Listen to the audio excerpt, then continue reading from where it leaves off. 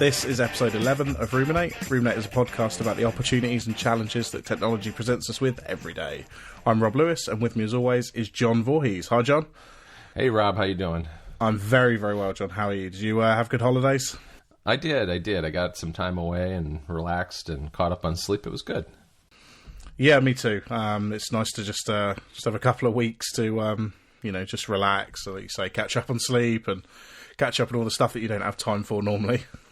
Yeah, exactly. No, we went on a couple of trips, driving around in the car a lot, over to Michigan to see some family, and then flew down to Florida and got some sun, which was nice, because at this time of year, it seems like the sun never really rises in Chicago, and it's always cold, so always nice to get away for a little sunshine.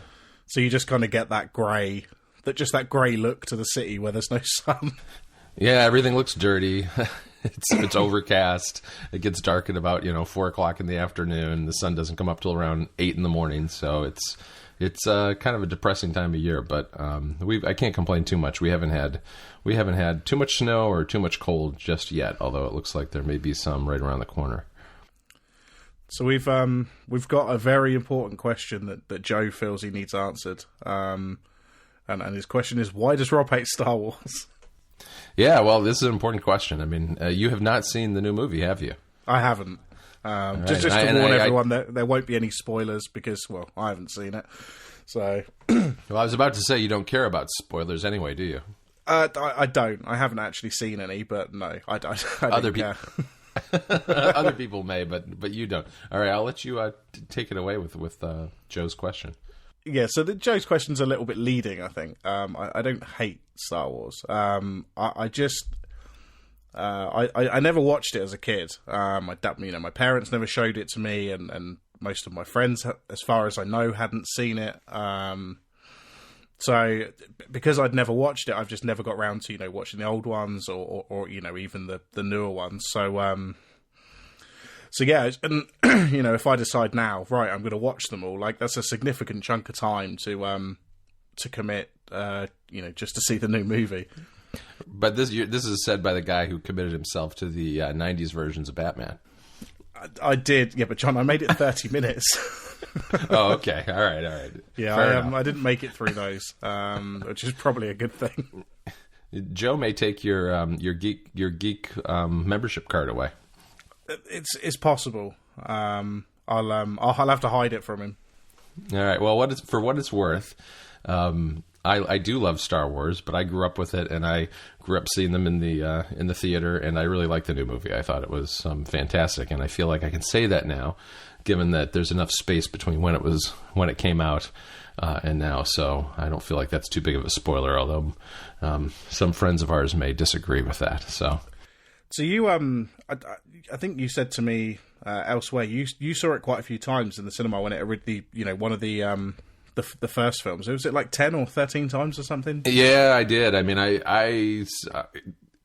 it came out in 77. So yeah, I was a kid back then, and I watched it like 13 times in the theater because I think it was out for like more than a year. It was in the theater forever, and so I would just go periodically and keep seeing it over and over and over because you never knew. I mean, it was not clear that it would ever come out on any kind of VHS or any kind of way to watch it at home. So the only way to see it was to go to the theater over and over again. So I did. Well, there you go. So on the topic of weird follow-up, we keep getting sent plastic bag related things. We do. This is a good one. I mean, this is a gif of let's see. I assume this was from the UK. Am I right about that? It certainly looks like it. Yeah. That was it's a soccer player, football.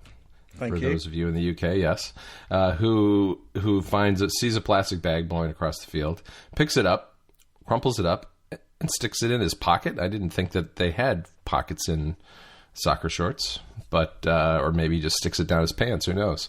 But yeah, and the caption is pretty good. It says, "Mark Noble isn't stupid. Plastic bags are worth 5p nowadays." And this was sent to us by a boy named Boom on Twitter, which I thought it was great. I really like this. Yeah, this is. I feel like this has become kind of one of our themes of the show is plastic bags. Certainly enjoy getting these ridiculous stories and gifs and stuff like that. So yeah. Yeah, we're showing our sports ball ignorance by not knowing who Mark Noble is, but I just looked him up on Wikipedia, and he is a midfielder for West Ham United. Well, there you go. Okay. I certainly didn't know that. Yeah. I don't pay a lot of attention to football, so perhaps we should move on before people realise we don't know anything. He's got a huge Wikipedia entry. So, based on the length of his Wikipedia entry, I surmise that he's a big deal. Yep, I'll accept that. All right. So I made a claim on Twitter a couple of weeks ago that if Apple removed the headphone jack, I would switch to Android. And these rumours seem to be kind of hotting up a little bit as it gets, closer to presumably September's announcement of this. Yeah, they have been. I mean, I know there was something on fastcompany.com and some other outlets. I think Wall Street Journal had something on it again. And I don't know. There was also there was a petition signed by a couple 100,000 people within a day, protesting the removal of something that hasn't been removed yet, which I thought was ridiculous. But find something better to do with your time. But I get why people are upset by it. I mean, it doesn't bother me in the slightest. But that's partly because I've kind of tried Bluetooth headphones already, and I know. I see the upsides to doing it too. I mean, the fewer holes that my phone has in it, the better. I mean, fewer things to get pocket lint caught in them, fewer places for water to get in, and potentially a thinner phone. And now there's been some talk about, magnetic induction charging for the phone and other things in order to kind of, I guess, mitigate some of the downsides of taking away the headphone port. I mean, what do you think about the whole thing, Rob? Yeah, so I'll be honest, I still kind of do stand by what I said, that I genuinely would consider switching to Android or something similar, one of the Android phones, whichever one is the latest at that point.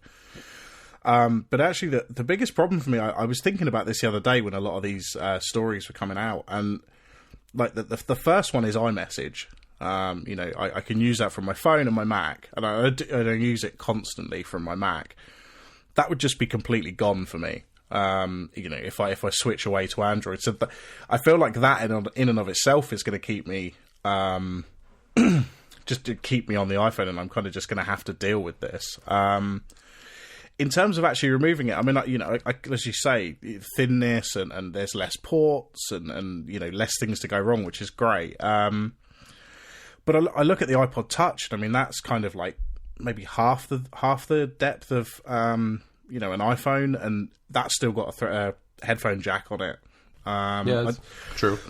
I can certainly see that this will happen, within the next 5 years. If it's not this year's phone, I think this will probably happen across all phones within the next 4 or 5 years. But I just wonder. I think I probably said this last time, but I just wonder whether this year is the right time to do it. Yeah, no, it does seem early to me too, and I am very skeptical that we'll see it soon. I think in the next few years, though, we probably will. I mean, I do find it interesting, the idea of having some kind of induction charging that allows you to still stay connected with headphones through the Lightning connector. Because that's one of the biggest downsides of getting rid of the headphone jack is you can't charge and listen to something on the headphones at the same time. But if you had the ability to set it down on something that was charging at the same time, then that kind of removes that issue altogether. Or if it had like a headphone pass-through or something, with an adapter, so that it could be charging and outputting audio at the same time. That seems like it would help. It would definitely help the situation, or it'd be a good way to kind of transition from having headphone jacks to not. So, I mean, like I said, it didn't really bother me. I put some links to a couple of different headphones I saw recently. I did see that Jaybird, whose headphones I've tried and they broke, have announced a new set of headphones, a couple of different models that look kind of interesting, smaller, lighter, but otherwise look very similar to. It looks like more of an evolution of what they already have, not something incredibly new. And then these Braggy headphones. Have you ever seen these? This was a Kickstarter. Yeah, I vaguely remember the Kickstarter. I think I maybe even hovered on backing it, but I certainly didn't back it in the end. But yeah, these are really interesting. So they describe them as wireless smart earphones, and there's no wires with these at all. These are just the earbuds themselves, and they've got 4 gig of storage in them. They can do kind of fitness tracking and that kind of stuff. So these are almost like kind of one step ahead in the future, kind of beyond what we're talking about, where we're just talking about Bluetooth headphones. Like these are kind of almost something else. Right. I mean, I think it was about a month ago we talked about Kickstarter, and this is a really good example of hardware Kickstarters that I've stopped backing, because I remember seeing these too, and they looked really, really interesting. And if I recall correctly, they were, the early backers were getting them at a significant discount. But I looked at them and thought, these are very new. This looks like it's going to be very hard to execute on, and I'm not going to back it. It's hardware. And they had delays. They had many months of delays, but supposedly they've worked out the bugs. They've been at the last couple of CESs. I was reading about this because I ordered a pair a couple of days ago. I really? Yeah, I did. I mean, it looks like what they've done is there's two things going on here. One is, as you said, there's no cord at all. No cord to the phone or other device, and no cord between the earbuds. And the way they accomplish that is they use some technology that the hearing aid industry uses so that they can synchronize themselves for the stereo sound between each other. And I guess whatever this short range technology is that they use in the hearing aid industry, it transmits through your skull a lot better than Bluetooth. So it works really well. Basically, it's got to get through your skull and your brain, right? So that's probably good. I'm sure that's good for me. But you're right. They have 4 gig of storage. They've got like a gyroscope in there, an accelerometer. So they basically work like a pedometer tracker. I don't really care about that much, but it's kind of interesting. And then they have touch surfaces that allow you to adjust things like, I think on one of them you swipe one direction or the other, and it'll raise the level of the ambient noise around you so that you can talk to someone more easily, because they have microphones in them, so they actually are picking up people around you and transmitting into your ears, and even to the extent where they are judging what direction the sound is coming from and making it sound more natural. So if someone's to your right, it'll come in more through the right-hand headphone than the left, that sort of thing. So I don't know. I had some money burning a hole in my pocket. It seems like that's something that's becoming a theme. But yeah, this is definitely a pattern with you, John. I know, I'm bad. But yeah, so now I've got that coming. So I'll talk about it, I guess, more once I get them. They're supposed to ship this month, but no ETA just yet. Yeah, these do look quite interesting because they've got a little a charging box. Is that right? It's like a charging kind of dock that's portable that goes with them as well. Right. That's one of the things that kind of sealed the deal for me in large measure, because this little case, which is very small. I mean, it's smaller than a deck of cards, it looks like. And it has five or 5.5 charges in it. And so you just drop these when you're done using because these earbuds are only so big. I think they've only got like 3 hours of playtime on them. So you drop in this little box. And of course, this is going to be another thing that I'm going to be scared of losing constantly. But you drop them in this little box and they charge right back up. Yeah, these are definitely, I'd be interested to hear, I mean, as you say, hopefully they should be shipping this month. So maybe if you've got them in a couple of weeks, we can chat about them a little bit more. But these, I think this does kind of go back to a little bit what I said on the previous episode where we spoke about the Bluetooth headphones and the headphone jack and thing. Even the new Jaybirds that are kind of being released, these are kind of the standard in Bluetooth. Whether they're any good or not is kind of by the by, but these kind of start at like $150. Yeah. And I mean, this is something that Kyle Seth Gray on Twitter has said a few times, that he likes to just be able to buy cheap earbuds for, going running or the kind of things where you're likely to kind of break headphones. And I'm just not convinced that kind of Bluetooth headphones they're not going to be at that price point for a long, long time. Yeah, it's true. No, I mean, price is definitely a factor, and I've tried both ways. I've both tried buying cheap disposable headphones and just buying them more often, or buying more expensive headphones, and I've gone. There's trade-offs both directions, and they're both approaches definitely have merit. The one nice thing about Bluetooth is I think they are less likely to get damaged and break. Maybe not. Exercising is a little bit different because you got to have something that can withstand sweat, but in just general use, they're less likely to get damaged because the cord is really how you end up destroying headphones more often than not. Eventually, you're going to get that thing snagged enough times and yank on it that some wire somewhere is going to fray or pull apart from some other portion of the headphones. Yeah, definitely. I mean, I think you're right there. Again, I mean, it might get to September and they don't take the headphone port out, and all of this will be irrelevant, and we can talk about it for another 12 months.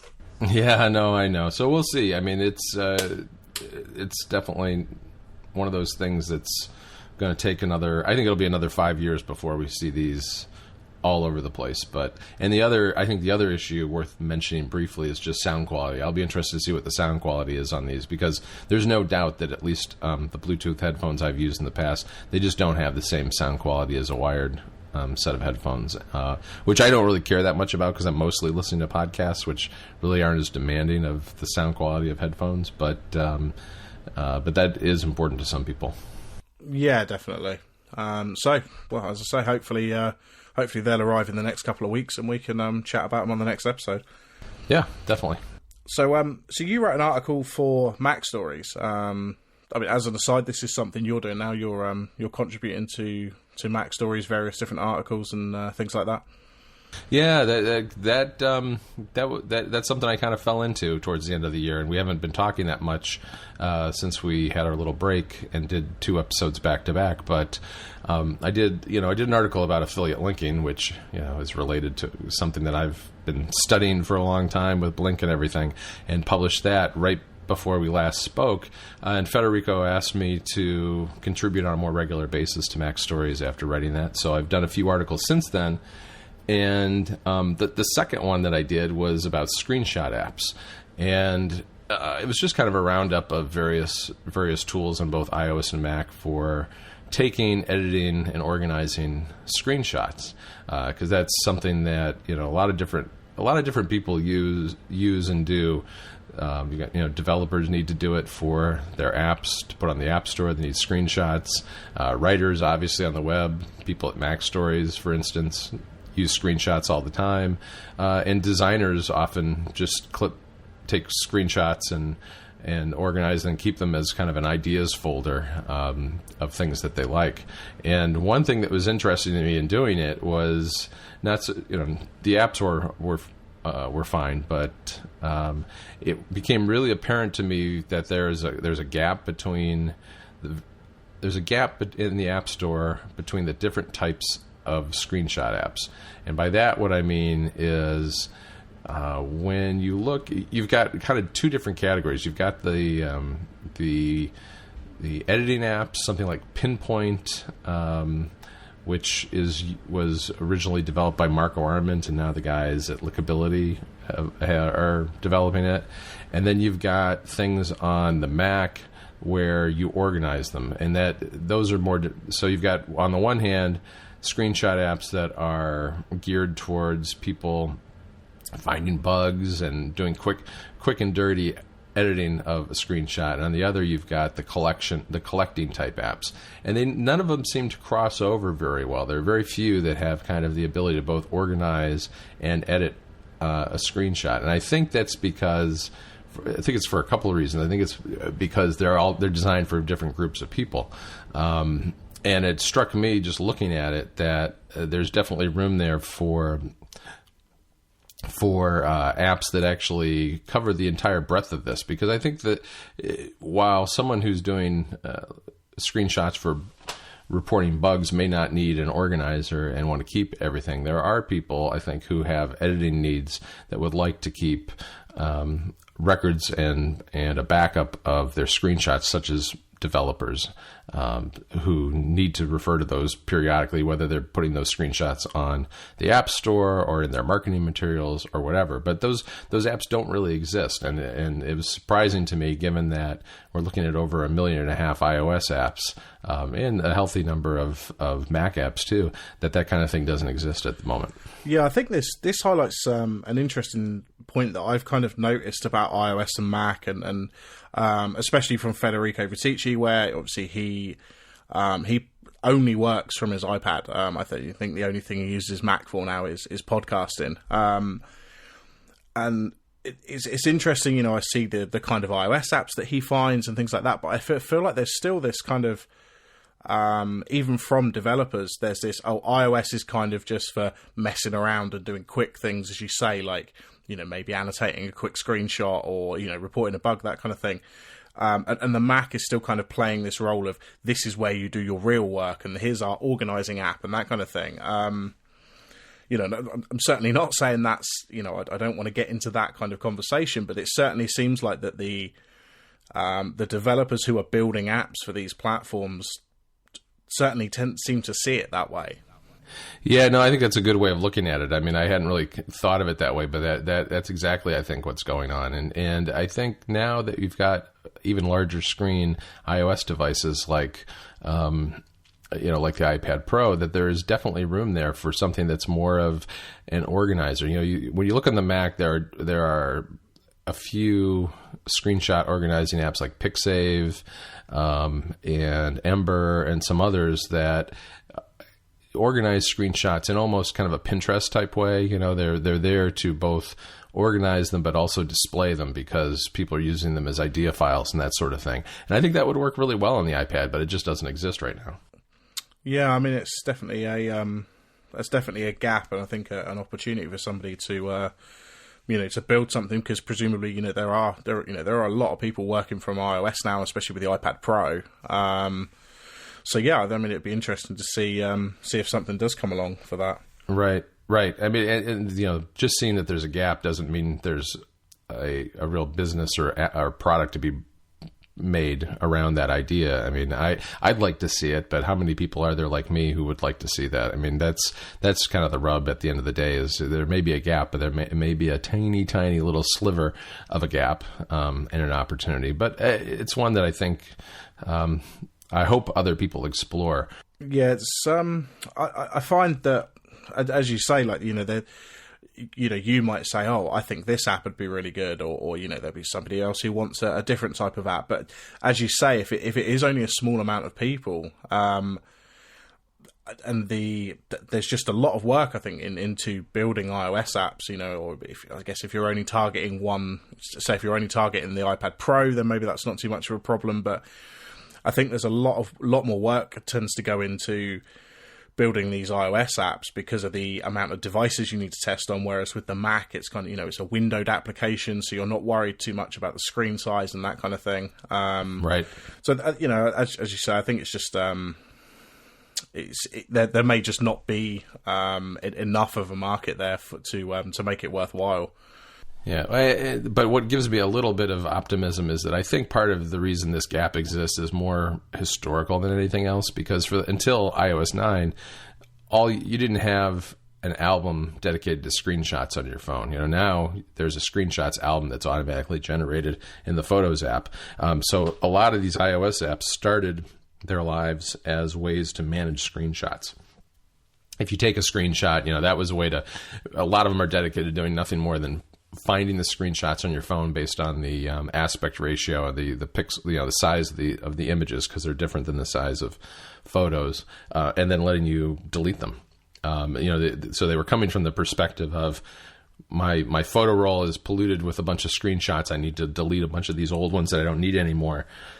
And so they were really management apps. They weren't editing apps. And so there are fewer that really do much in the way of editing. But, you know, the ones probably the simplest one is Pinpoint. Ones that are getting a little more complex or like Point Out, which I really like, too, for things that probably a little more presentation worthy.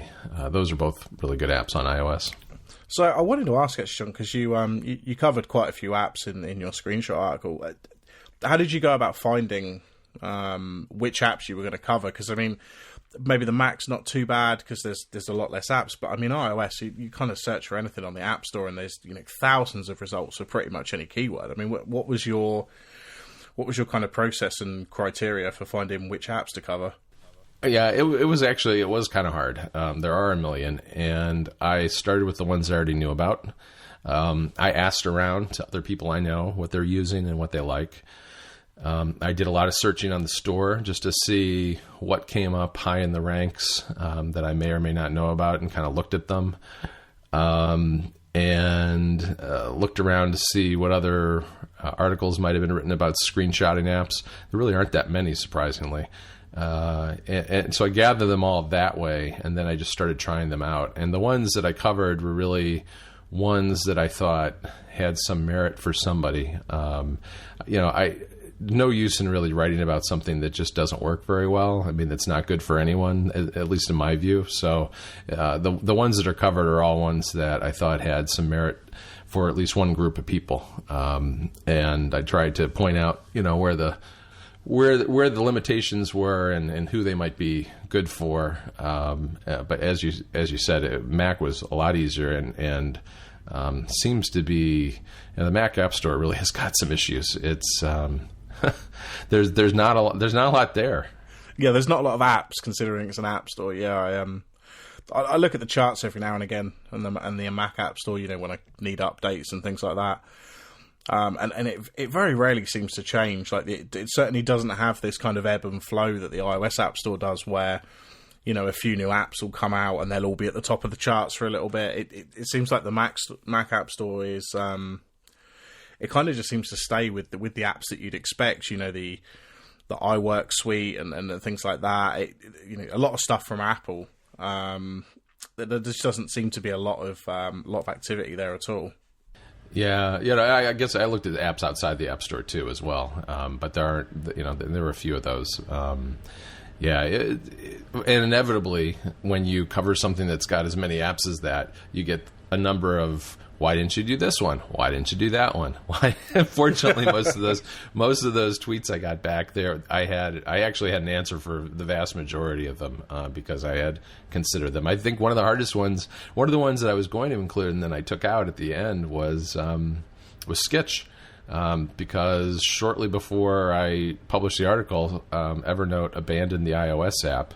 And there's been a lot of reports of turmoil at Evernote, and I haven't seen an update to the Sketch Mac app in so long that, despite being an app that I have used a fair amount over the years, I didn't cover it because I didn't feel like it was something that I wasn't confident that it was an app that if someone started using it, that it was going to be there or be maintained over the long haul.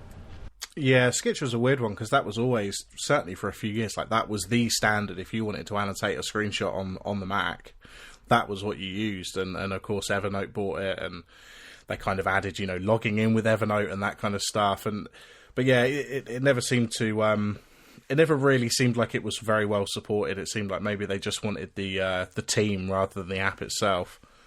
Yeah, they bought it from the company that does an app called Is it Comic Life? I think it's Comic Life, which is, I think, developed by an Australian company. And it's a pretty neat app that you can basically take photos and turn them into comics. It does speech bubbles and all that. It's a fun little app. And they made Sketch, kind of grew out of that and got sold to Evernote. It's at least 2-3 years ago. And you're right. I don't think that they ever did much with the app since it was purchased. And one thing that was really interesting about the iOS app is that it got updated with an extension. I think it was last April, and the extension never worked. It was completely broke. It was completely broken.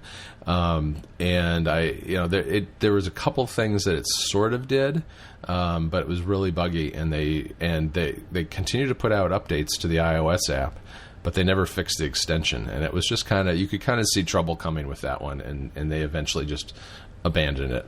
Yeah, I think Evernote have got, they seem to be spread very thin across a lot of different lot of different products and apps and things like that. But that's probably a discussion for another day, rather than we could probably do a whole show about Evernote. Yeah, no, and look, the extension, I can see why, as a developer, I understand why that extension didn't work and why it was hard, and maybe why they never quite figured it out, because it's really hard to load up an image in an extension, given all the memory pressure, and allow for annotating of it and then saving it back. That's not an easy thing to do, but I do kind of fault them for letting it sit on the store from April until December without, they should have pulled the feature if they couldn't fix it. Yeah, definitely. I mean, as you say, a lot of these problems are hard problems to solve, but yeah, it certainly shouldn't sit on the store for that long if it's not very reliable. Right. So, I think our next topic, it's not a massive one, but I kind of wanted to talk about this because this is it's kind of a little bit outside what we normally talk about. But I got an Xbox One for Christmas. Right. And I wanted to talk a little bit just about the software and the setup process and things like this. This is the kind of stuff we normally concern ourselves with on iPhones and Macs and things like that. But the Xbox was significantly worse than any Mac or iPhone I've ever set up. Yeah, no, this is definitely a problem, and I've had it with our PS4 too. But I mean, what was it like for you? Yeah, so the Xbox had actually been purchased probably, I think maybe around September, something like that. It had been purchased back then and then given to me at Christmas. So obviously it had some updates. Now the first one was an entire refresh of the dashboard. So the dashboard that's in the picture on the side of the box, so that's gone. That's not there at all. Right. So, the first thing I do, I turn it on, and I've got this huge update which completely changes the dashboard straight away. And, I guess the timing on that's a little bit unfortunate. But I think I had to go through maybe 5 or 6 update processes before I got to whatever they assume is the current update. Yeah, it sounds like you probably you had they were all probably incremental updates, and they don't have like an aggregate update that since you had something that hadn't been updated since it was built in 2-3 months prior, you had to go through each sequential update, right?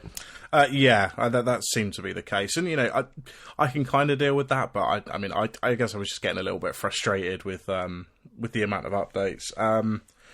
And this new dashboard, this is something that Microsoft have been kind of testing with people, and they've been touting it as something amazing for a long time. It's one of the worst just user interfaces I've ever used on a computer. I mean, it's really bad. That kind of everything is hidden away and in weird places. It's not great. I mean, luckily, I pretty much only just want to play games on it. I don't really want to use it for anything else. But yeah, it's not a good experience at all. Huh, that's interesting. Yeah, I'm not familiar with that interface. I mean, I assume that's kind of like it was released in conjunction with Windows 10, maybe. Is that right? Yeah, that's what they've done. So the previous kind of interface or dashboard was like a Metro style kind of thing with a grid and things like that. Right. But it was actually its own operating system, whereas now it's a version of Windows 10. So I've got it has Internet Explorer 11 or 12 on it. It's got like a full browser and all this kind of stuff. But the actual kind of layout that they've chosen is just particularly bad. Yeah, game consoles have never been great in terms of their startup screen layout, I don't think. I mean, one thing I do like on the PS4, though, as compared to, say, the Apple TV, we were complaining not too long ago about the long row of letters on the Apple TV and how hard it is to kind of go through and pick out letters. They do a really good job on the PS4 with that, where as you type the letters, it does like a smart search, filtering down the results by letter. So even the list of letters that you can type in and scroll to and select gets smaller as you type, because there's nothing, there's no word that has Q followed by Z, for instance. I mean, they do a pretty good job with making the most of what is a pretty rough interface for entering text. Yeah, definitely. That actually sounds like quite an interesting solution to the problem. Yeah. One of the other things. So once I'd got all these updates out of the way, I put a game in. Really excited to play it. It's a new console, brilliant. I'd been playing it for maybe about 20 minutes, and I paused the game and I went off and did something, maybe to get a drink or something like that. And I came back and I was told I couldn't continue playing because my controller needed an update. So I then had to do a software update for the controller before I could continue playing. Well, I actually never heard of that. I don't think that they have any smarts on the PS4 ones. I may be wrong because I just don't use it that much, but yeah, I've never run into that one myself. No, I mean, I guess it's entirely possible that they're doing it with the console, and maybe that's normally what the Xbox does, but it certainly didn't for me this time.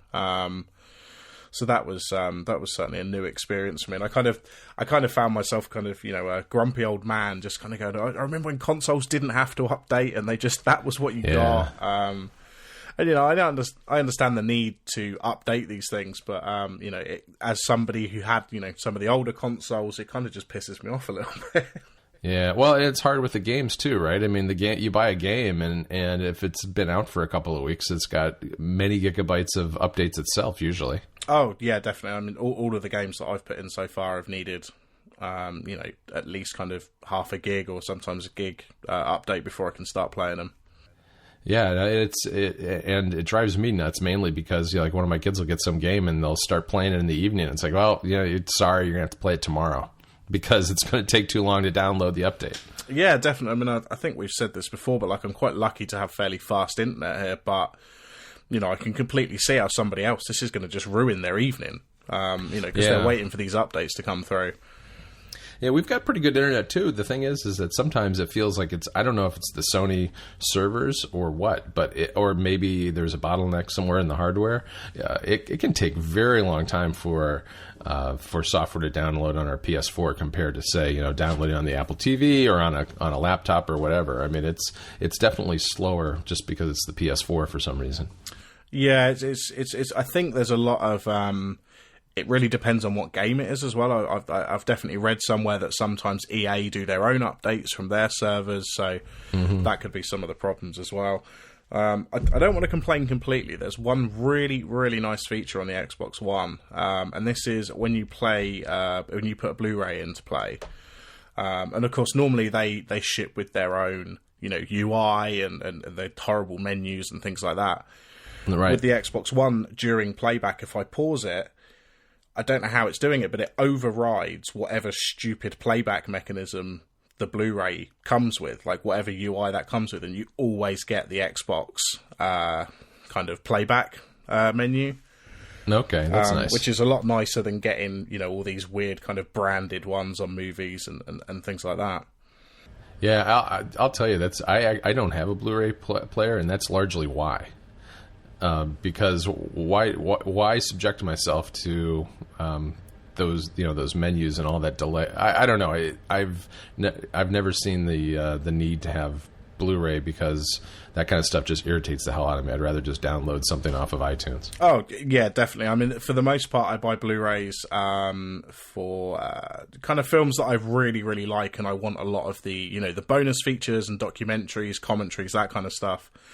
Yep. Which you certainly, you can't always get through iTunes or, sometimes you can watch this stuff on YouTube or elsewhere. But for the most part, like if it's something that I really love, I'll go and buy the Blu-ray so that I can get the extras. If not, if it's just a movie I want to watch, then I'll just grab it from iTunes. Yeah, no, I get that. I mean, I'm not a big extras person, but I can definitely see that. Plus, I mean, I guess the generally speaking, I guess the picture quality is probably superior on Blu-ray compared to even a good 1080p download you get from iTunes. It's a little more compressed. Yeah, definitely. It definitely is a difference in the picture quality. Yep. So it's CES week, John.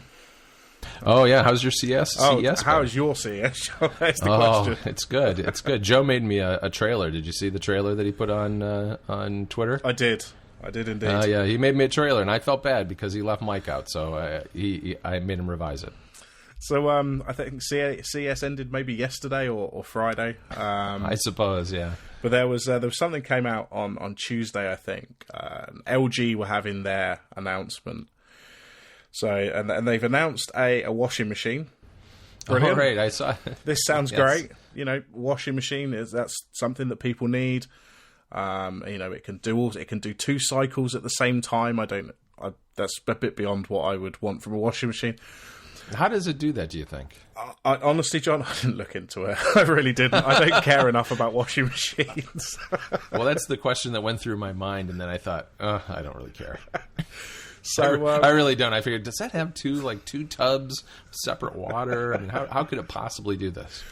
So, but the second tweet about this that I saw was you can download popular wash cycles from your phone onto the machine.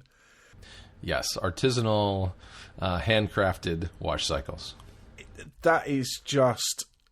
It's too stupid for words. Well, what is there besides like normal, maybe heavy duty? I don't know. I'm not a connoisseur of wash cycles, so maybe I'm missing something here. I've never looked at my washing machine and thought, you know what? If only I could download one more different type of wash cycle.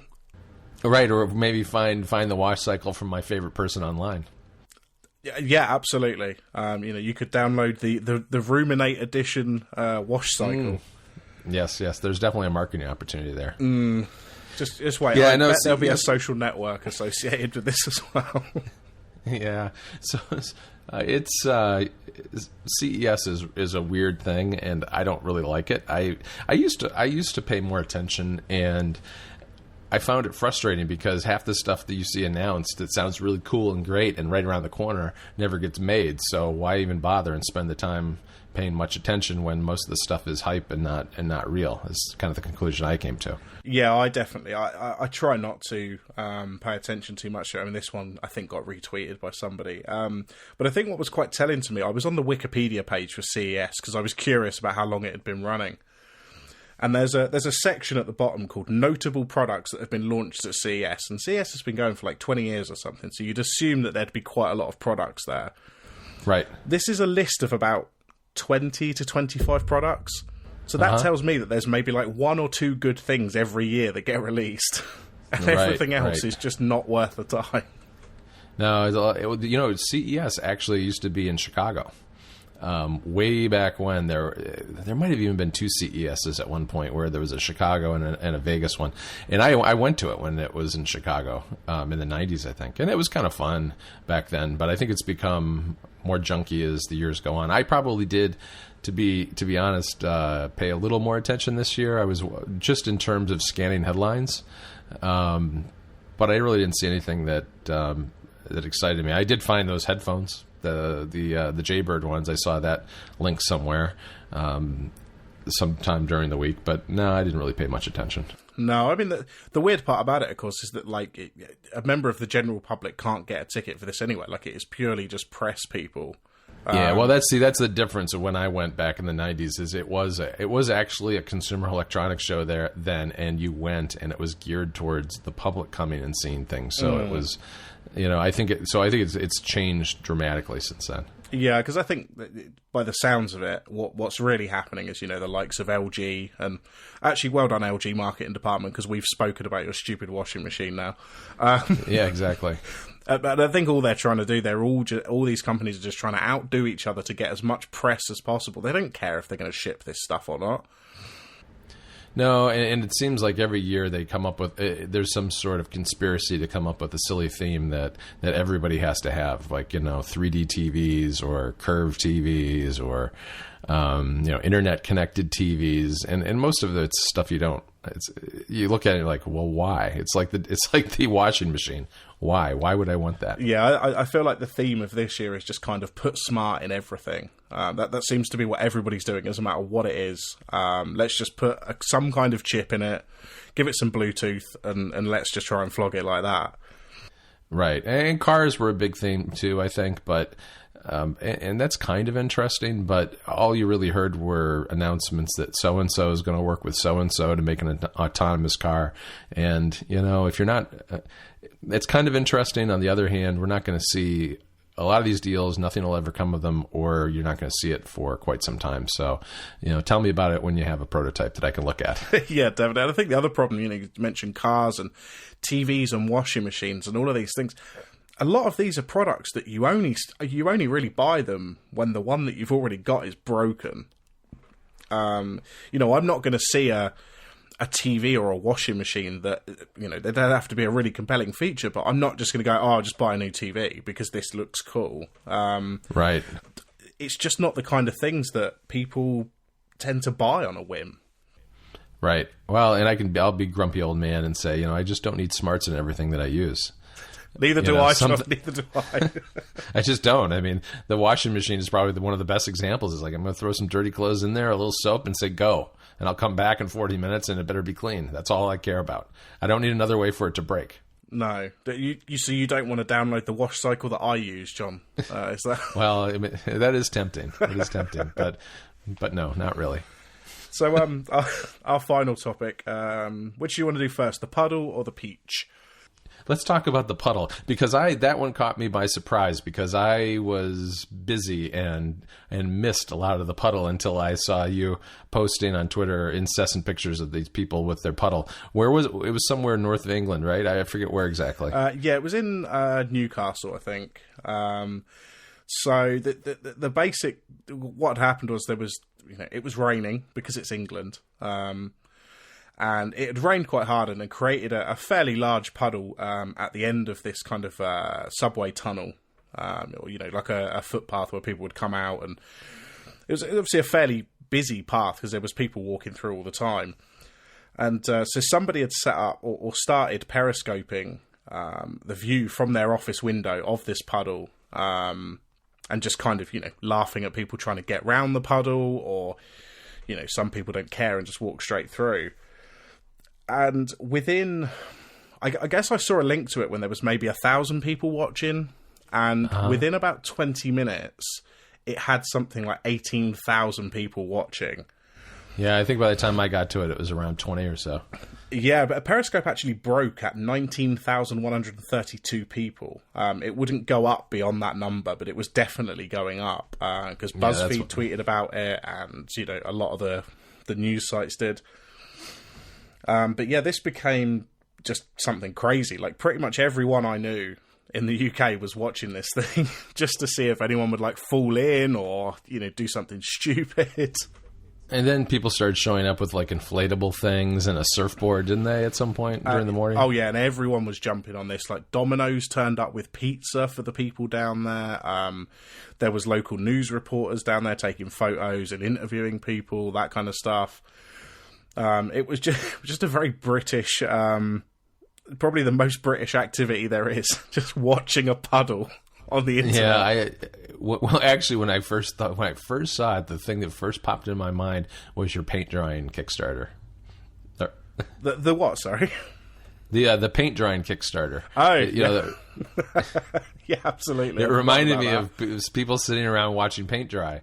And it was amusing. I liked when people started suggesting that you go down to the puddle and wave, and you're like, well, it's 5 hours away. Had I been closer, I would have gone down there for definite. All the crazy Americans. So England's small, but it's not that small. Yeah, we still have the passage of time and distance. Exactly. Yeah, it was interesting. It was a good internet phenomenon. I think it just goes to show how slow the news has been lately, right? Oh, definitely. I mean, because I saw a few people tweeting the hashtag. I think it was Drummond Puddle Watch or something. Right. And I'd seen a few people. I was like, "What the hell is this about? This can't be whatever." I kind of just carried on doing what I was doing, and then I saw a few more people, so I kind of clicked it, and I must have had it up on my screen for 2 hours. I was still working, but I kind of just had it on the side of my screen in case I missed anything good. It was more interesting than CES, that's for sure. Oh, absolutely. That's why it became big. Oh, yeah, that's funny. No, it was one of those interesting things on the internet that just kind of catches fire for no particular reason other than the right people clicked on it, I guess. Oh, absolutely. And then, within a week, nobody's going to remember it.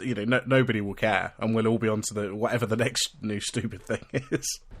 Yes. Speaking of which, and not to, That's how the pros do it, John. yeah, exactly. Well, out of nowhere, this new social network popped up on, I guess, sometime on Friday called Peach. And it's a fine app, and it looks like it works pretty well. I mean, I'm not really sure who it's for or what. I fiddled around with it. Why not, right? But it doesn't have a timeline. It just is... You post messages, and people can look at them, and it's a little bit like Twitter, but not really Twitter, and... I don't know. What do you think about it? Yeah, I mean, it seems... I don't really get it. I mean, it's... I think the point of it is that I follow you, for example, and then when I go into the app, I specifically click on you to see what you've been doing. But I fail to see how that's better than, an actual timeline with all of these things. Yeah, it's more work as far as I'm concerned. I mean, it means I'm not a lot less likely to... click on a particular one. I mean, I guess I've seen it compared to Path, and it's probably more like Path, although I've never really used Path, although I know a little bit about it, but I guess it's more like that. It's maybe supposed to be smaller and more one-on-one. Yeah, it certainly seems to, but again, like you, I didn't really use Path because I never found a use for it. And to be honest, again, in 2 weeks, will people still be using Peach? Maybe. I don't know. I don't really get it. It was like when everybody jumped on Ello, right? God, yeah, I'd forgotten about that. Yeah, no, you know why I remember it is because they started plastering posters up around Chicago a couple of months ago, and so I still run into these posters, and I don't know. I think it's weird because as far as I can tell, no one's using Ello, but there's posters all over the city. Maybe they're just, I don't know. Maybe they're trying to use all their funding money up. Yeah, I don't know. Anyway, I don't want to malign this app too much because I think it's a well done app. I just don't. It doesn't seem to really fit a need for me, and I think it struck me as one of those things that everybody jumped on to grab their username in case it becomes a big deal. Yeah, that's pretty much the only reason I did it. Because I can't imagine anyone's going to take my username, but you never know. I'm not sure where I even saw it. I think I saw it from you. You're a trendsetter. I think I saw you on it first, maybe. I saw Kyle on it because let's be honest, Kyle is Kyle Seth Gray. Well, he kind of tells us what the cool things are and explains them to me if I don't understand them. He is the internet, I thought. I think so. I'm pretty sure that's right. Okay, that's what I've figured out over the years. But yeah, no, all right. Well, it is what it is, right? Yeah, and I mean, I think I agree with you. Like, it's a very nicely done app. I certainly didn't really find any bugs or anything particularly annoying about it. And it seemed to hold up under the pressure too, which there were a lot of people fiddling around with this Friday night. Yeah, I think I saw it once where it kind of couldn't connect, but within a couple of maybe 30 seconds or something, it was absolutely fine again. So yeah, it'd be interesting to see. I mean, I get they don't have a web component, so I can't use it from my Mac, as far as I know. No, I don't think they do. And have you tried loading on an iPad? I mean, I guess you don't really use an iPad anymore. You sold it, didn't you? Yeah, I don't even have an iPad, John. Oh, Rob. We do have one in the house, but it's not mine. It's my girlfriend's. But yeah, I don't even have one at this point. Well, I haven't tried putting it on an iPad, so I can't say whether it works on the iPad or not. I assumed it was probably iPhone only. Yeah, I'm not sure. But yeah, well, we'll see in a few weeks if it's still around and people are still using it or not. We need to be doing more research for this show, Rob. I mean, I think we're letting people down. We have not dug as deep as we should into Peach. I'm sure this is what people tune in for, to find out if Peach works on the iPad.